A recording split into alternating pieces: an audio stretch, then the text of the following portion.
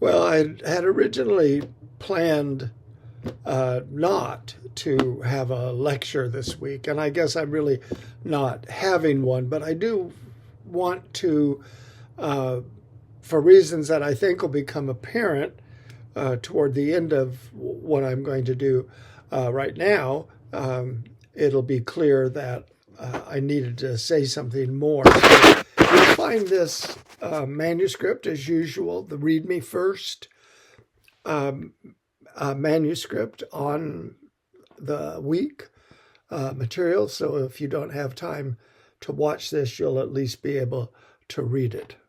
So this is the Read Me First for week 11. Two ideas that seem to me to be central to any discussion, ongoing discussion of spiritual practices and disciplines are these. First, two apparently contradictory ideas can both be true at the same time. This is a definition of paradox, and I find paradox to be central to the Christian life. This paradox invites us into the mystery of what it means to be a follower of Jesus in our time. For example, I can confess that I am forgiven, saved, and obedient, even as I know at the same time that I am in need of forgiveness and disobedient follower of Jesus. The words of the Apostle Thomas, the appearing of the Lord to him post-resurrection, Lord, I believe, help thou my unbelief. A kind of motto of my life. Or in the words of St. Francis when he was talking about baptism, he wrote, in baptism, we have already died the only death that matters. Yet here we are alive. Paradox seems to me to be at the heart of what we mean by spiritual practice, by the spiritual journey, by being pilgrimage to being a follower of Jesus. The second idea is all practices are essentially personal and individual. At the same time, they are communal and invitational.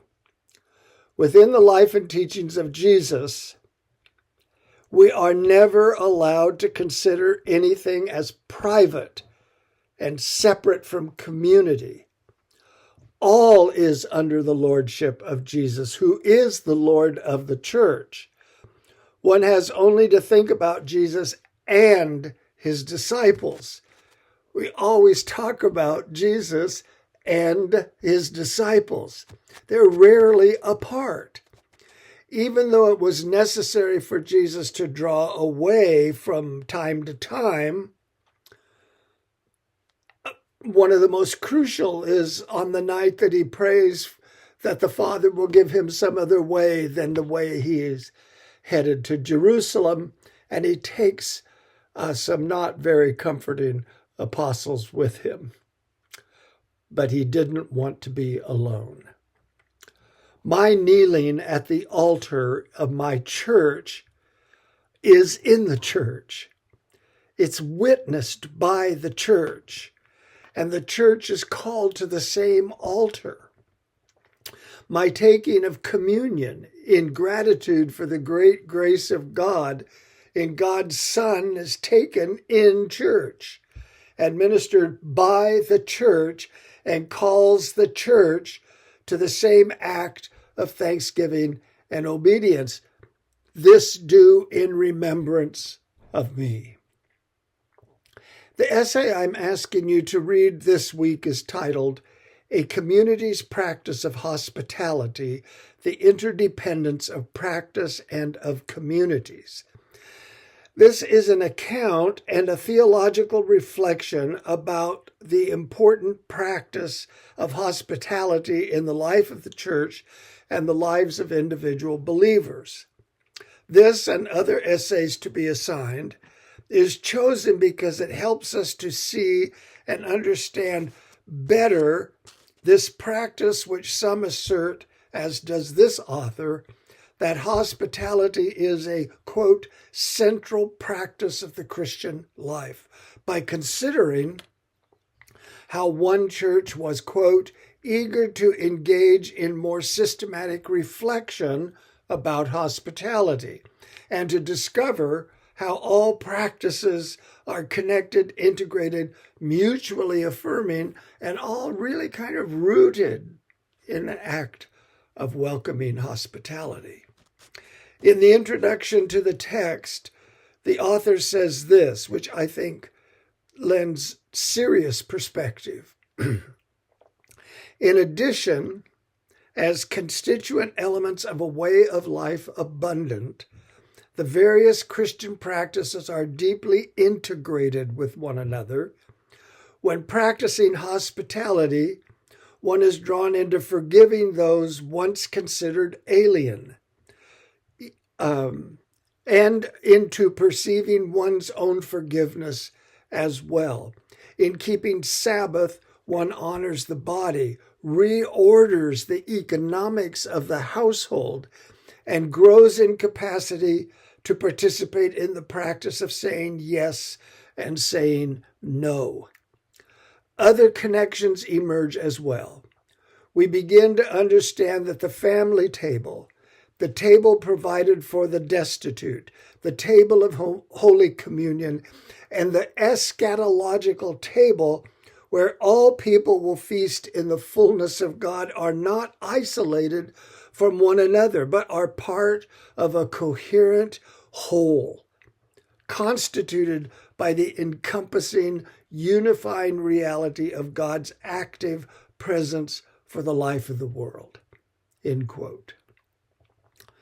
On another note, we are, as I'm sure you all know, entering Holy Week. The church begins the journey from the entry into Jerusalem that we sometimes call triumphant, all the way along this wonderful, horrendous, and ultimately triumphant week. I know that many of you are very busy this week. Next to Advent and Christmas, Easter is the busiest week in the Christian church. I know this from experience, and I know how demanding the week can be. So I'm going to build some flexibility into the due dates and will lower my expectations specifically about how extensive the conversations that go on through the prompts.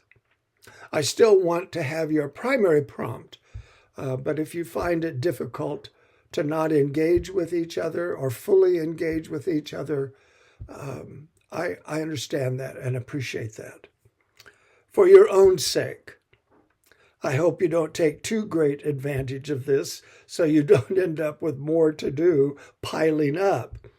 But what better week than Holy Week, and what better week to practice hospitality? I pray that in and among the busyness of this season, you will find Jesus new and afresh through his suffering, his death, and his resurrection. The rest of the directions for this week you'll find on the printed copy posted on Canvas. Have a blessed Holy Week.